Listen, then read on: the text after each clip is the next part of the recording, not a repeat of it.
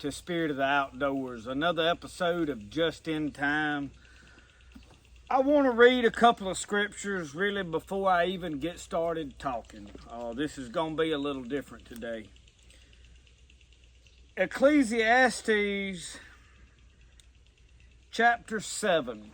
I'm going to start reading at verse 1. It says, "A good name is better than precious ointment, and the day of death than the day of one's birth.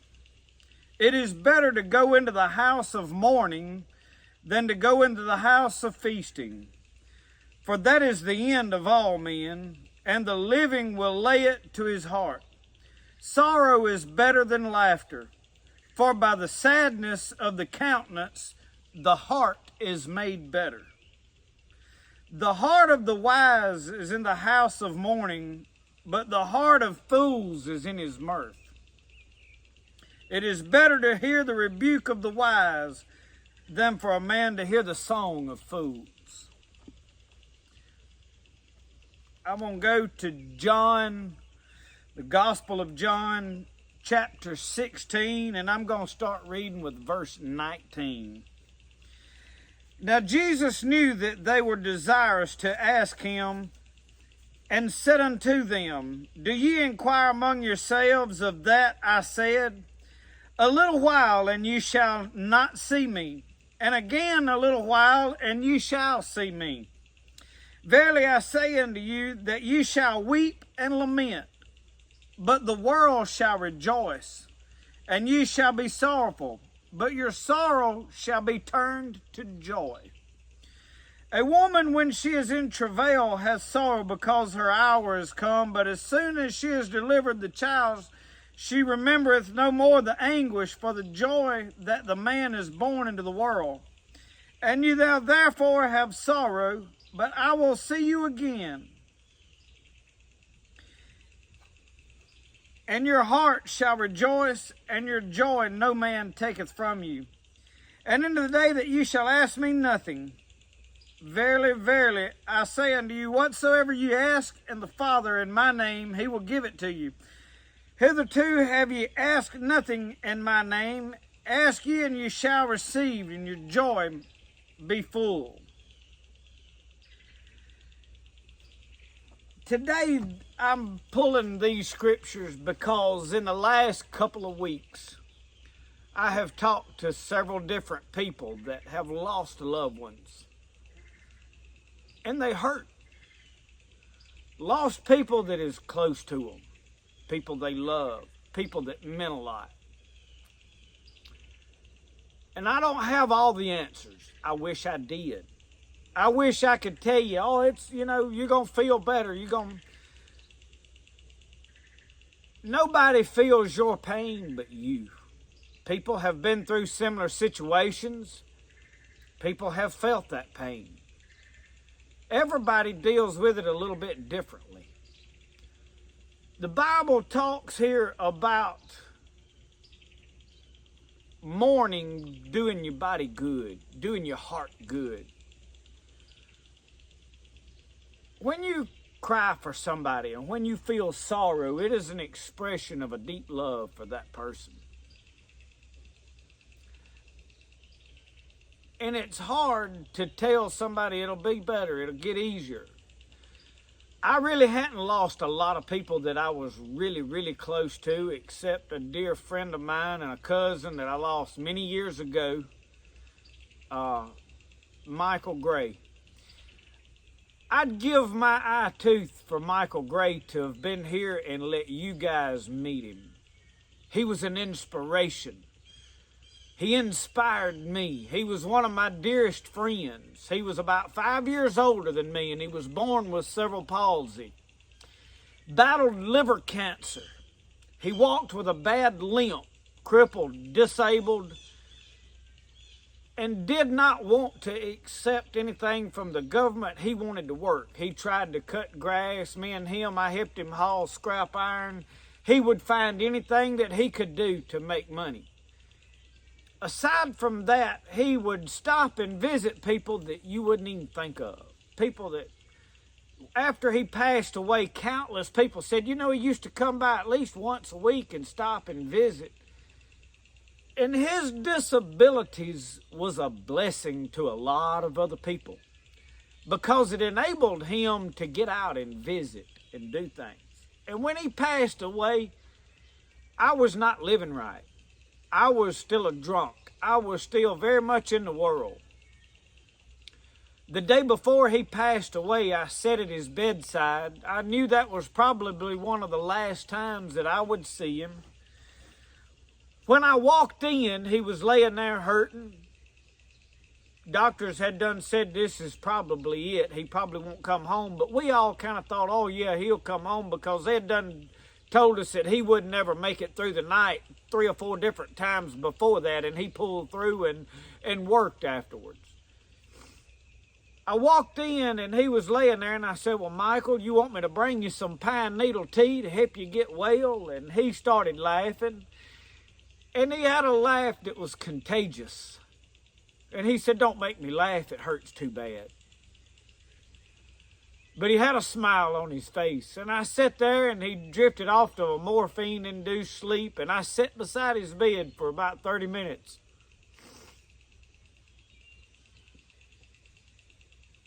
And I had a long conversation with God. I still don't understand a lot. I understand more than I did then. It's been several years ago, and I still miss him. As time has went on, it don't hurt so bad. But I still occasionally look down that driveway, and I'd give anything to see his old truck come driving up. Because he would tell Jerry Clower jokes, and you couldn't understand a word he was saying because he'd be laughing so hard. The more he laughed, though, the more you would laugh. And I'd give everything I had for him to sit here on camera and tell you a Jerry Clower joke.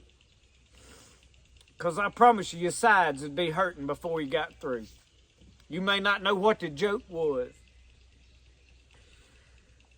But he believed in me. I remember him coming over and sitting here while we were making moonshine. He never condemned me. He never tried to preach to me. He knew that I already knew. And he told me, he said, God's going to use you.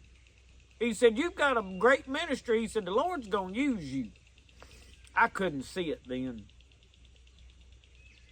I tell you that to let you know that a lot of people have been through hurt. A lot of people have been deeply wounded.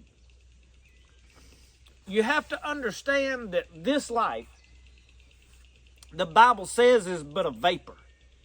It passeth away, and you just have to capture what you can. I've already in my life watched as my daughter's childhood passed away, and she's now a young lady working, and she don't spend as much time with Daddy doing stuff like me and Brody does, but she's my heartbeat.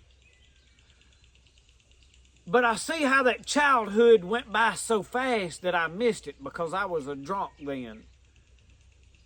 And I didn't do a lot of things with her, so I guess I make up for it in my own mind by spending more time with Brody.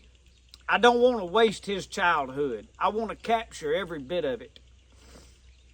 These are lessons that you learn. A lot of you, you know where your loved one is. I can't put every loved one in heaven because I don't know that person. I don't know how they lived their life. I'm not a judge.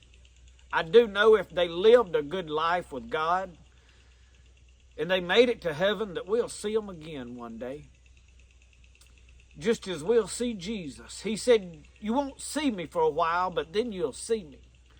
And I feel like he was telling the disciples that, talking about the 3 days in the grave, and then he was resurrected. But it very well applies to the fact that he's gone for a little while now. But we're going to see him again. And y'all, that's what we're living for. When we step through those gates, and we hear him say, well done, thy good and faithful servant. Paul said, I have kept the faith. I fought a good fight. I finished my course. This life was not made to be easy. The people that said God is a fair God, that everybody is created equal, was crazy. God did not create all people equal. He created rich. He created poor. He created disabled people.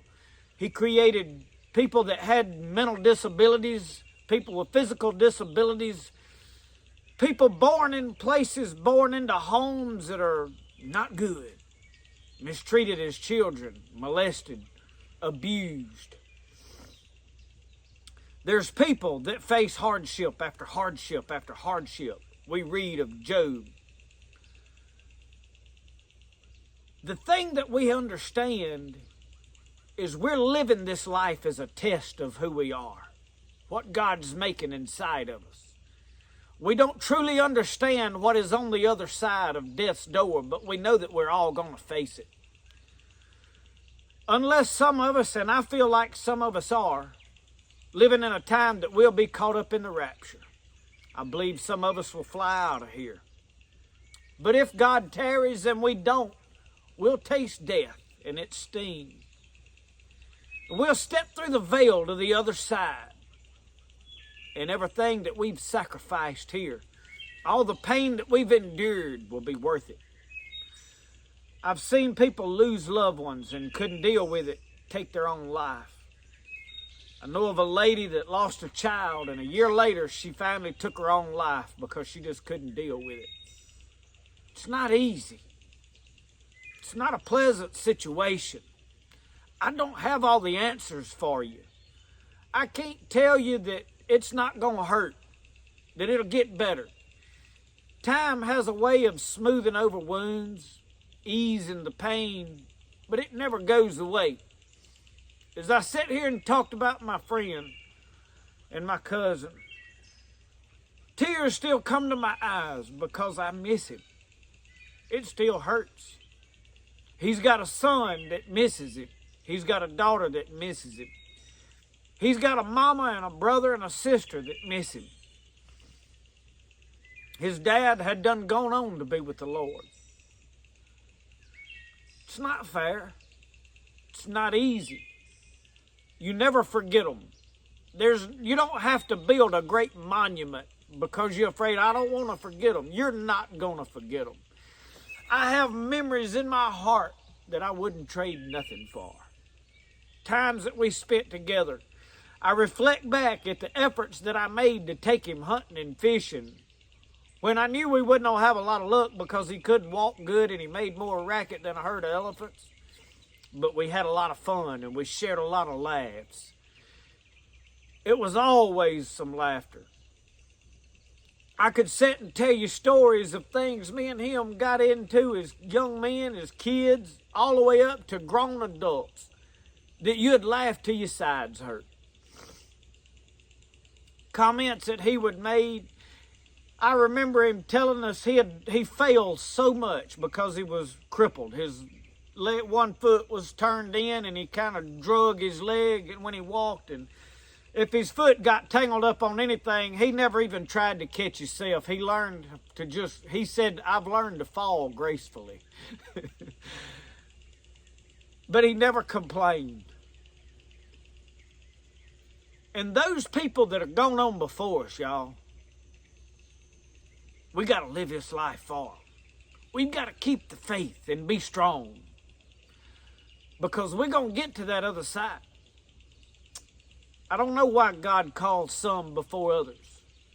I can sit here and tell you of young people that died in their teenage years. I don't understand. I know of some children that died at very, very young ages that we were close to. It's painful for those mothers and fathers. Many years later, they still feel the pain. I don't understand why. A lot of people say, well, don't question God. It's okay to question God. Don't get bitter at God. Don't get mad at God. Ask God why. Tell God you don't like it. Tell God it hurts. Job spent 20-something chapters complaining about what happened to him, the loss of his family, his wife turning on him, telling him, said, Job, just curse God and die. Job said, not going to do it. I'm going to bless God and live. Job did. I know some of you are hurting. This video is probably not for everybody. It may bring back some painful memories to some that may have gotten over it. But if I can help somebody anywhere along the way, I want to tell you that we love you, that God loves you. God hadn't done anything to you of a purpose. Death comes to all. Sometimes I think God takes people at a prime time when He knows this is the best chance they've got to be saved. There may be something coming up in their future that He sees where they're going to get weak and slip. I know I prayed deeply about a man that passed away. I said, God, I don't understand why. I prayed for him to live, and I felt like he would live. I didn't get an answer right then, but many years on down the road, I felt like, you know what, he was headed in a direction that in several years he might not have been saved anymore. He was getting slack in some things. He was getting weak. He was headed in a direction that was getting further away from God. And I said, you know, God took him while he was still saved, is why he's gone, before he went too far. Stuff like that gives you peace. You don't know the suffering that individual may have encountered in the future that God spared them of. And those are the things that you've got to remember.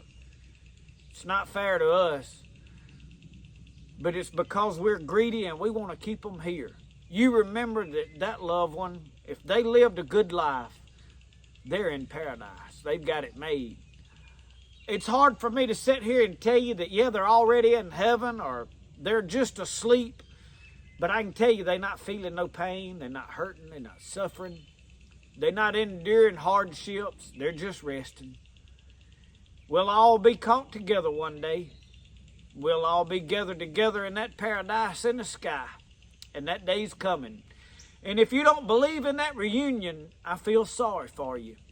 I really do. I've got some people that I never got to meet that I want to see. I've got a grandma. My mama's mama died when my mama was very young. Never got to meet her, but I look forward to meeting her one day. There's times that I wasn't real close to my grandparents because I was young and wild and they died in my teenage years. And now in the things that I do, I'd give anything to sit down and have a conversation with them and ask them about life and some things that went on back in the older days. I wasn't interested then. But you know, one day I'm going to have that conversation. I'm going to get to sit down and we're going to get to tell fishing stories. We're going to get to talk about gardening and those peas that I raised that he had. Them butter beans that he grew that I'm growing now. A lot of good memories and a lot of reunions going to happen one day, and that's what we're living for. The biggest one is we're going to be caught up to meet the one that died on a cross for us. The one that endured more pain and suffering than anybody ever has, because he didn't have to go through it, and that had to make it more painful. He went through it for me and you. I love y'all. I thank you for watching. I want to help you as best I can. And I pray that God eases your pain and your suffering and your mourning. It's all right to cry. It's all right to hurt. Remember, Jesus still loves you, and he's still there for you. Praying for you. God bless you. We'll see you next time.